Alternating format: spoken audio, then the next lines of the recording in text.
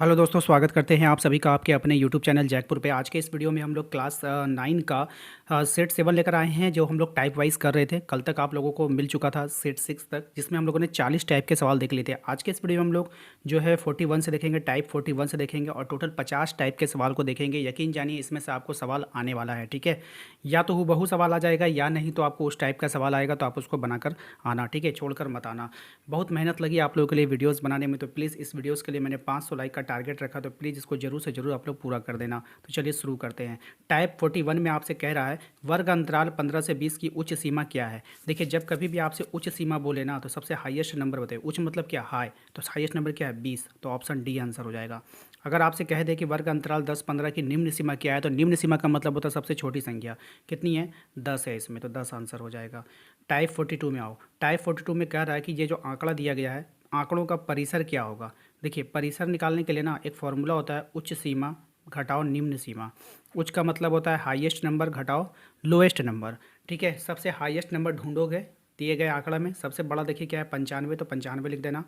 फिर उसके बाद ढूंढना कि सबसे छोटा कौन है, तो सबसे छोटा बहुत जो है 25 है। तो इसके लिए आप लोग जो थोड़ा सावधानी बरतना, आप लोग जल्दीबाजी में बिल्कुल भी मत करना, 2 बार चेक कर लेना कि कौन सबसे बड़ा है और कौन सबसे छोटा है, याद रखना। अब देखो हो गया। अब इनमें से इसमें घटाओ तो कितना आ गया, 70 आ गया। ऑप्शन डी आपका आंसर हो जाएगा। टाइप 43 में कह रहा है कि वर्ग अंतराल 10 से 20 की माप क्या है।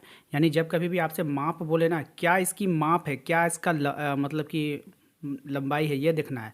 तो ये इसका डिफरेंस ही होता है। जैसे 10 से 20 दिया तो इसका डिफरेंस कितना है, दोनों के बीच में 10 का है, तो 10 माप होगा, ठीक है। अगर यहाँ से 20 से 60 दे दे तो इन दोनों के बीच का डिफरेंस क्या है, 30 है, तो 30 आंसर होगा। तो माप हम लोग ऐसे ही निकालते हैं, दोनों का डिफरेंस देख लेते हैं, ठीक है। टाइप 44 में आते हैं। टाइप 44 में कह रहा है वर्ग अंतराल 20 से 30 का वर्ग चिन्ह क्या है।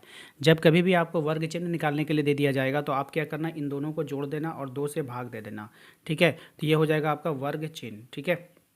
तो 30 और 20 मिलाकर कितना हो गया 50, 50 को 2 से भाग दोगे तो कितना आ जाएगा 25 आ जाएगा। तो ऑप्शन बी आपका सही जवाब हो जाएगा। नेक्स्ट देखो क्या है, टाइप 45। टाइप 45 में आपसे कह रहा है कि 10, 7, 13, 20 और 15 का माध्य क्या होगा।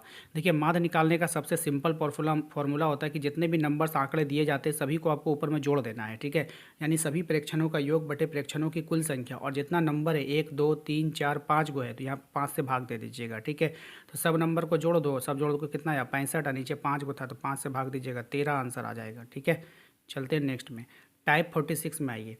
टाइप 46 में आपसे कह रहा है कि प्रथम 3 सम संख्याओं का माध्य क्या होगा। तो 3, देखिए बोला प्रथम, पहला बात तो फर्स्ट बोल दिया, 3 सम संख्या होनी चाहिए। तो पहला सम संख्या क्या होता है 2, उसके बाद 4, उसके बाद 6। सम संख्या उसको कहते हैं जिसका हम लोग जोड़ा लगा सकते हैं, ठीक है।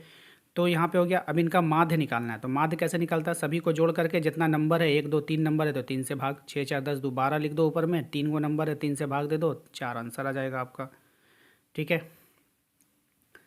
टाइप 47 को देखिए। टाइप 47 में कह रहा है कि प्रथम 5 पूर्ण संख्या का माध्य ज्ञात कीजिए। देखिए, एक होता है प्राकृत संख्या, एक होता है पूर्ण संख्या। पूर्ण संख्या बोलेगा तो 0 से स्टार्ट करना, प्राकृत संख्या बोलेगा तो 1 से स्टार्ट करना। तो 5 को बोला है तो 5 कहाँ पे पूरा हो गया, 4 ही में पूरा हो गया। 5 नंबर मत लिख दीजिएगा, गिन लीजिए 1, 2, 3, 4, 5, तो 5 को पूर्ण संख्या लिख दिए। अब बोला इसका माध्य निकालो, तो माध्य निकालने के लिए सबको जोड़ देते हैं और दिए गए नंबर कै गो है उससे भाग दे देंगे। तो 5 को नंबर था ना तो 5 से भाग देंगे, टोटल जोड़ने पे आ जाएगा 10, 10 को 5 से भाग दोगे 2 आंसर आ जाएगा, ठीक है।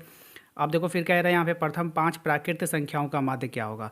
तो अब प्राकृत बोला है तो 0 शामिल नहीं करेंगे, प्राकृत में 0 शामिल नहीं करते हैं। तो 1, 2, 3, 4, 5 ले लेंगे, सभी को जोड़ देना, जोड़ने के बाद 5 से भाग देना। देखो कितना आ जाएगा 15, 15 को 5 से भाग दोगे तो 3 आ जाएगा आंसर, ठीक है। टाइप 49। टाइप 49 में कह रहा है कि एक सिक्के को 1000 बार उछालने पर चित्त 455 बार प्राप्त हुआ है, तो चित्त की प्रायिकता क्या होगी। देखिए सिंपल है, सिक्का को 1000 बार उछाला गया, ये कुल घटना हो गया ये, ठीक है। और जो घटना घटित होती है या जिसके बारे में बोला जाएगा, तो बोला चित्त आपको प्राप्त हुआ है 455 बार, तो चित्त की प्रायिकता, जिसका प्रायिकता निकालने बोलेगा उसको आप ऊपरा रखोगे और जितना घटना घटा था टोटल घटना को नीचे रखोगे। तो सिंपल देखो बोला चित्त, तो चित्त कितना आया था 455 बार, और टोटल घटना 1000 बार घटा था तो 455 बटा 1000 हो जाएगा। नीचे में 3 गो जीरो है तो 3 अंक के बाद इधर से पॉइंट लगा देते हैं, तो यही आपका आंसर हो जाएगा, ऑप्शन नंबर ए हो जाएगा। लेकिन अगर इसमें आपसे कह देता पट आने की प्रायिकता क्या होगी, तो 455 बार जो है आपका चित्त आया था, तो 1000 में 455 को आप जब घटाओगे, 10 में से 5 गया 5 हो जाएगा यहाँ पे, 9 में से 5 गया 4, 9 में से 4 गया 5, तो 545 बार क्या आ गया आपका, बताइए, पट आ गया। और आपसे बोलता कि पट आने की प्रायिकता क्या होगा, तो 545 ऊपर लिखते हैं और टोटल घटना कितना घटा था, 1000 बार चित पट मिला के। तो अब यहाँ पे पॉइंट लग करके आंसर आ जाता है। बात समझ में आ गई। तो दोनों तरह से आपको क्वेश्चन पूछ सकता है, कैसा भी क्वेश्चन आपसे पूछेगा उसको बना कर आइएगा, छोड़िएगा बिल्कुल भी मत, ठीक है। टाइप आ जाते हैं 50 में। कह रहा है कि एक पासे को 1000 बार फेंकने पर प्राप्त परिणाम 2 की बारंबारता 150 है, तो इसकी प्रायिकता क्या होगी, ठीक है। दो तरह से बताएंगे ये सवाल को, घुमा के भी क्वेश्चन पूछ सकता है, किस तरह से पूछेगा उसको भी हम डिस्कस कर देंगे। लेकिन यदि आप हमारे चैनल पे पहली बार आए हो ना, तो सब्सक्राइब कर लेना, क्योंकि आप लोगों का आज एग्ज़ाम ख़त्म हो जाएगा, 1 से 2 दिन का रेस्ट आप लोगों को मिलेगा, उसके बाद आप लोगों को क्लास 10 की तैयारी शुरू कर दी जाएगी। तो आप लोग प्लीज़ चैनल को सब्सक्राइब कर लेना, व्हाट्सअप ग्रुप को ज्वाइन कर लेना, मेरा दिए गए नंबर को सेव करके रख लेना, कभी भी आप कोई प्रॉब्लम होगी तो आप हमें मैसेज कर सकते हो व्हाट्सअप पे। तो चलिए बताते हैं इसको क्या करना है। और हाँ, प्लीज़ वीडियो को 500 लाइक पार कर देना, ठीक है, सभी लोग ईमानदारी से लाइक कर देना। एक पासे को 1000 बार फेंकने पर प्राप्त परिणाम 2 की बारंबारता, यानी कोई पासा है, पासा समझते हो ना, पासा बोलते हैं लूडो वाला जो छक्का होता है ना, जो लूडो का छक्का होता है उसी को हम लोग पासा बोलते हैं। तो उसमें एक नंबर होता है, 2 होता है, 3 होता है, 4 होता है। तो इसका कहने का मतलब है कि 2 जो नंबर है ना उसकी बारंबारता 150 है, यानी वो 150 बार आया है, तो इसकी प्रायिकता क्या होगी। तो भैया जिसके बारे में बोले उसको ऊपर, 2 की बारंबारता कितनी है 150, तो 150 ऊपर रखिएगा। टोटल घटना कितना है, 1000 बार फेंका गया था। 1 जीरो से 1 जीरो काटोगे, फिर 5 तिया 15, 5 से 20 बार में, यानी 3/20। देखो हमने यहाँ पे बना करके भी आपको दिखा दिया है।